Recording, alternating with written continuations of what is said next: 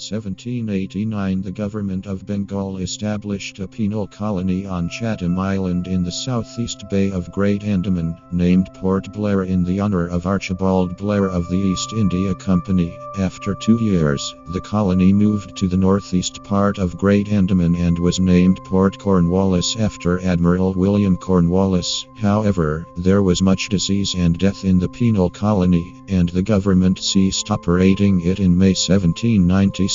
In 1824, Port Cornwallis was the rendezvous of the fleet carrying the army to the First Anglo-Burmese War. In the 1830s and 1840s, shipwrecked crews who landed on the Andamans were often attacked and killed by the natives, alarming the British government. In 1855, the government proposed another settlement on the islands, including a convict establishment, but the Indian Rebellion forced a delay in its construction. However, since the rebellion provided the British with a lot of new prisoners, it made the new Andaman settlement and prison an urgent necessity. Construction began in November 1857 at the renovated Port Blair, avoiding the vicinity of a salt swamp which seemed to have been the source of many of the old colony's problems. The penal colony was originally on Viper Island. The convicts, mostly political prisoners, suffered life imprisonment at hard labor under cruel and degrading conditions. As the Indian freedom movement continued to grow in the late 19th century, an enormous cellular jail was constructed between 1896 and 1906 to house Indian convicts. The cellular jail is also known as Pani.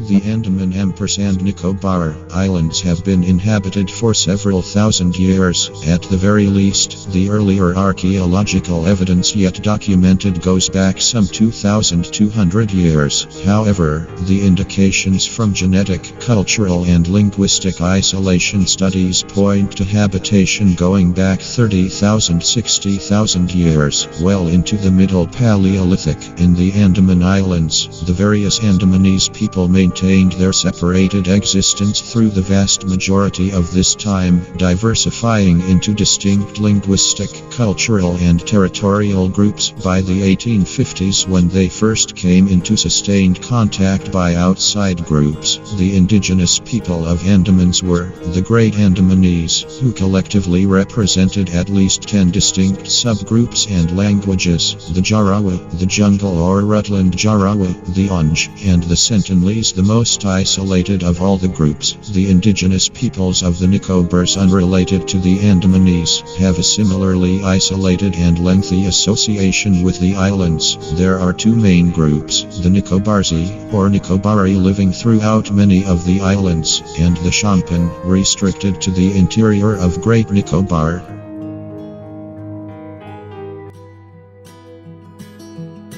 Port Blair Historical Tour. Port Blair is your entryway to know about the history and colonial past of the islands. The cellular jail is the definitive beginning of this journey, followed by a trip to the fascinating Ross Island with the Sound and Light Show. A trip to Viper Island is also possible as part of the famous 3-island tour, although few tourists venture there. Museum hopping. Port Blair with its various museums is the face of the islands. Stop by the Sandrick Naval Museum and explore the Anthropological Museum. It's a whole new world. Best sunsets. While the Corbin's Cove Beach is a local favorite, it is the Mundapahid Beach at Chiditapu that is recommended for its sunset views. Offbeat activities and boat rides. Port Blair offers offbeat water activities like glass bottom boat ride and semi-submarine ride that let you come face to face with the marine world without having to enter the water at all. Souvenir shopping. Shopping in Andaman is often limited to Port Blair. Small shops dot the main roads in several areas, offering trinkets made of bamboo, seashells and the local mawa wood. Sagariku is the largest government-run handicraft store in Andaman.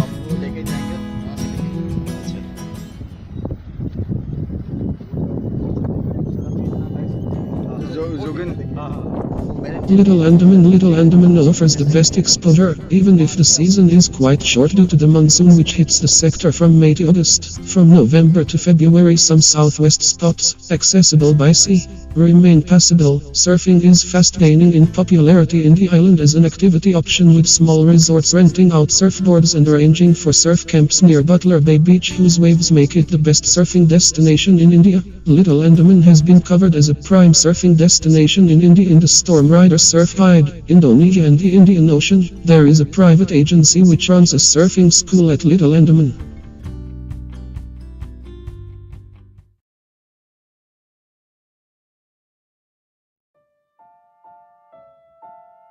Neil Island. Neil is a tiny but beautiful island located 37 km to the south of the Andaman Islands, with unexplored coral reefs, brilliant biodiversity, white sandy beaches and tropical forest and vegetation. It is one of the hot tourist spots in the Andamans. Neil Island is known as the vegetable bowl of the Andamans. The settlers named the beaches after mythical characters of the epic Ramayana: Britpur, Laxmanpur, Sitapur, Ramnagar, etc. The island, with its very relaxed vibes and long, deserted beaches, is a place to chill out after the bustle of Havelock. The widest part of the island is about 5 km in length. You can walk the whole island in about 2 hours. Neil is a tiny but beautiful island located 37 km south of Port Blair. Neil Island is also known as the vegetable bowl of Andaman Islands. Thanks to its climatic conditions, the land is ideal for the cultivation of fruits and vegetables. Neil is connected to both Port Blair 1.5 hours and Havelock 45 minutes by private ferries, and to Port Blair, Havelock, and Rangat by government ferries. The internet is mostly unavailable in Neil. If lucky, one can find patchy BSNL data network on phone.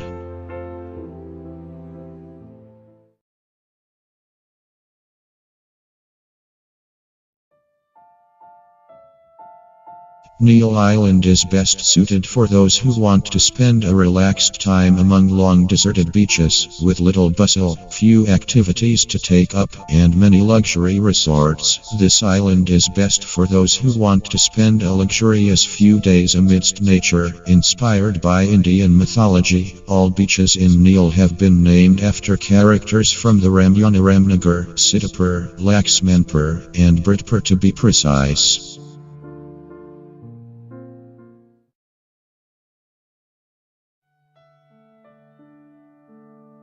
Havelock is a picturesque natural paradise with beautiful white sandy beaches, rich coral reefs and lush green forests. It is one of the populated islands in the Andaman group with an area of 113 km and is located 39 km northeast of Port Blair. This island, with beautiful sandy beaches fringed with green canopy of the rain-fed forests, beckons everyone to enjoy the frolic and fun at the Azure Sea. Most folks come to Havelock to laze on the beach, dive or snorkel. Some resorts can organize guided jungle treks for keen walkers or bird watchers, but be warned, the forest floor turns to mush after rain. The inside Rhine forest is a spectacular, emerald-colored hinterland cavern, and the bird watching, especially on the forest fringes, is rewarding. Look out for the blue-black racket-tailed drongo or golden oriole. Newport Beach, seemingly the best beach in Asia according to the Time magazine in 2004, and well, I can totally vouch for that, with its beautiful and sparkling blue waters which make few of the calmest seas I have ever witnessed. Newport Beach is the first and the last place you might want to visit when you come to this island. The clear waters further facilitate amazing views of the coral reefs, and snorkeling is a must-do activity. To my surprise, I came across this random guy who gets his elephant to this beach to offer rides. If you need some alone time, try walking to the right side of the beach and find this place called Blue Lagoon, or alternatively take your bike through the forest. Newport Beach is the place that'll make you want to stay on this island.